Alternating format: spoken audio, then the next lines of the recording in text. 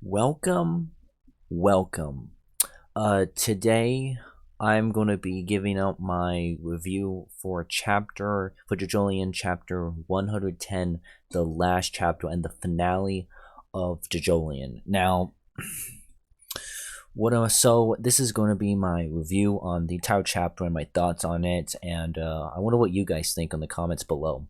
Oh, by the way, the reason why Mouse is doing a review and not a reaction, don't worry, I remember to click the button, but for some reason it was really choppy, the footage. So how about this? I will release the complete footage, the extremely choppy, blind reaction, but extremely choppy footage. If this gets 5 to 10 likes, I will release it as a separate video. Okay?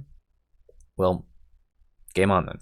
Okay, so what happened? So essentially what happened was it began with the flashback again. The guardrail monster came, and then Fumi saved her, and then he almost died, but he used the stand to save Lucy. And apparently he is Joseph Joestar, and when it comes with Joseph Joestar, he actually has Hermit Purple, like the stand, but without Haman. But who knows what it is. We don't know if it's like the exact details of the Hermit Purple, but all we know is that we don't know 2 Hermit Purples, and that's pretty cool. Actually, no, 3 Hermit Purples, because Jonathan. People forget that all the time. But there is, let me think, there was the cab driver came back. He tried to kill Fumi, tried to drag him in. Then Fumi, killed him using Hermit Purple. He used the car engine, rammed into it, destroy it. Then Lucy started coughing up blood, and it was pretty bad. Then as soon as he was rushing Lucy to the car so he could drive her back, what happened was that they saw Turu. And it makes sense. I mean, he's literally extremely old. It's implied that he is a very, very, very old person. So maybe he is 89 years old. Who knows? Maybe it's maybe not. Maybe not. But I think that what we used to symbolize was no. I'll go back on that. But so then what happened is that then it kind of went a little bit of exposition dump, a bit. It needed that expedition, by the way. So what happened is that the narrator said essentially that Lucy would later die of a like a heart failure, or like a lung failure. It's like her lungs couldn't handle it anymore, and she died. So and then but by the way, I actually think personally that the calamity, because Lucy saw Turu, so I think Turu actually killed Lucy at the end. Because because as like, you just have to look at these. Look how Jobin died. I mean, he just looked at him and then he died. I mean, what's maybe her looking at Turu, seeing the fruit. I think what happened is that she saw the fruit, she saw Turu, and then the calamity happened, and then that's why her lungs, like 3 years later, she would die from that. And I think it was like that incident of with the guardrail that would literally kill her at the end. I think it's kind of pseudo, kind of implied that's what happened at the end. And I feel like some people like missed out on that. But so, well, 2 killed Lucy. That's my personal headcanon on that end. What happened also? Then what happened is that the narrator said that they didn't end up, like, he sent her back to New York, but it wouldn't be till like a long time until he didn't get to meet her again or something. I think that you could correct me on this one, but I think what happened is that he sent her to New York and he wanted to meet her again, but he didn't because World War II happened, and international trade stopped, and then she died, which she worked for the Speed Dragon Foundation. But I think what happened was that he ended up getting a job at the, like, pretty much, my guess is that Lucy said in her will that, like, I want you to take care of Fumi, and then so when she died, and then World War II ended, then he went to New York, and then he became like an estate, and pretty much Joseph Joe started, and he even married Susie Q. So that's interesting too. Susie Q is back, but it's kind of obvious what happened. But without the cheating, and that's a reform to Joseph if I ever knew him. So he became an estate salesman essentially, and then he died, but he had a kid. and then that's Holly. Holly was his kid, just like in our original timeline. Then pretty much the events lay out as we kind of see it, but we have just more context on Josefumi and like the divorce and really everything. It's a really murky mess. I don't want to go into detail what happened, but essentially it just gives more context between the characterization of Josefumi and not really like, it's not really about the history of Josefumi. It's more like the characterization of Josefumi that really matters in this chapter. Then, you know, everything happened. It kind of gives you a bit of like a bit of a timeline, if you will, about just what happened, and then up till 2010, which that's where part 8 happens. And then, you know, we get to see the rock humans again. And then we get to the hospital. This is when it actually picks up. The plot actually continues a little bit, where there's Josuke and Gappy and Yasuo on outside the hospital, and it's implied that Holly will live, but she's not cured yet. So maybe so I think in part 9 is when they will continue that story. I think I'll go back to it, but I don't have to go back to a lot of stuff. But like I just want to get my what happened. Then she saw the other mother of, I think, like of Josefumi's mother, which was revealed that she was looking for him the entire time, but she will obviously never ever find him again, because that's, you know, Gappy now. So that's kind of sad. Then they went to the fruit parlor. So apparently Nosuke's alive. He will be alive, and he will come back from the hospital. So he will live, which is good. But unfortunately, they still lost Kato and Jobin, especially Jobin.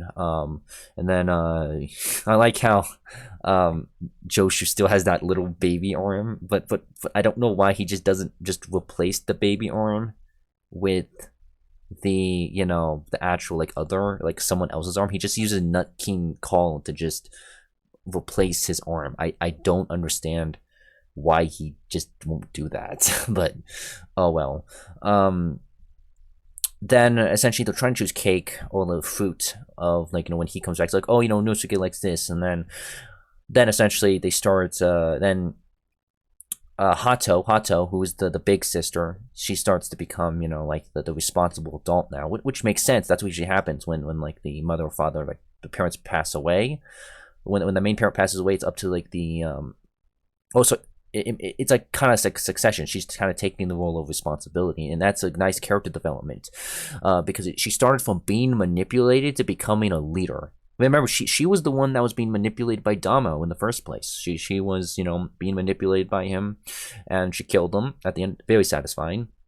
But I do like that progression of even if it's a sudden progression, I like how even very minor characters get progression, like Hato.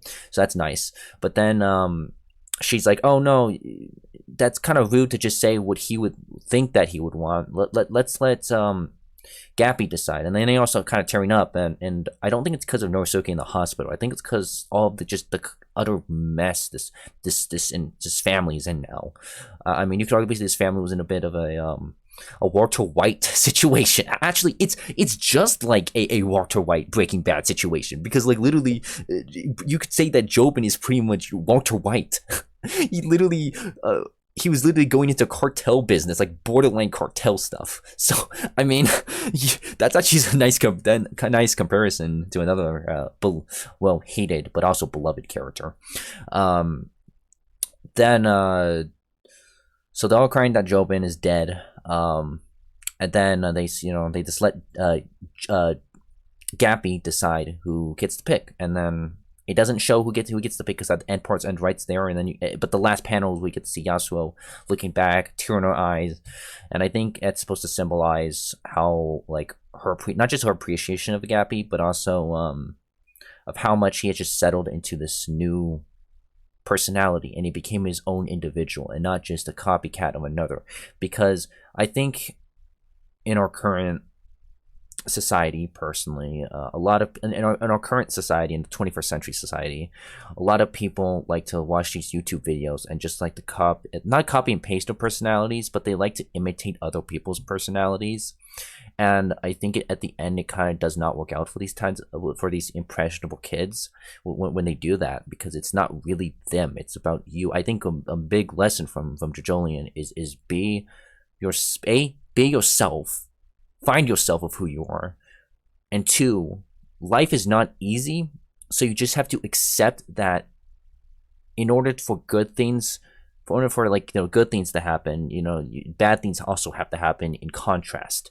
Otherwise, you don't learn anything from your good experiences. You don't learn anything, and I think I think those are the two major lessons. I think in every part there's a lesson, or at least some kind of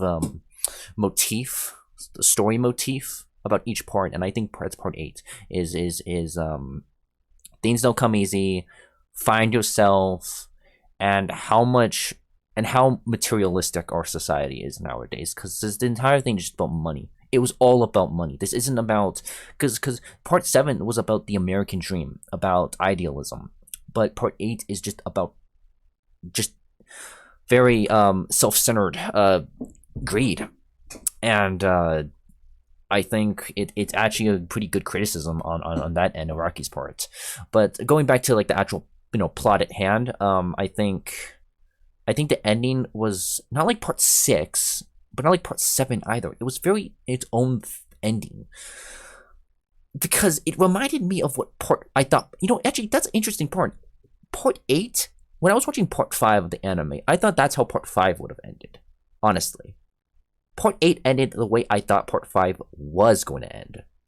And that is a very interesting thought. But I thought a lot of people was going to hate the ending of part 8. But a lot of people actually liked the ending, like the last chapter, which I'm actually surprised about. That's fine by me, but I think it's a very... I thought people would just end up hating it. And part 8's ending is very open. It's very open, more than any other part. It's almost like a setup for part 9. In fact, I expected like to be this epilogue section where the new main villain would be teased or something, like the anime does or something like that.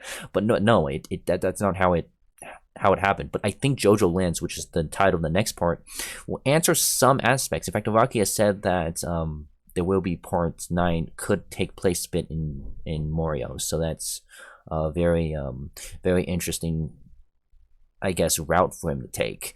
And what else? What other, like what? Oh, there's also the Love Deluxe. I don't know her name. It's not like I don't know her name. It's just I can't pronounce her name. But the one with the hair stand, the one that everyone said that she needs to come back because otherwise Araki forgot. Which hey, she actually could come back in part 9. She was mentioned this chapter, but she could come back in part 9 easily.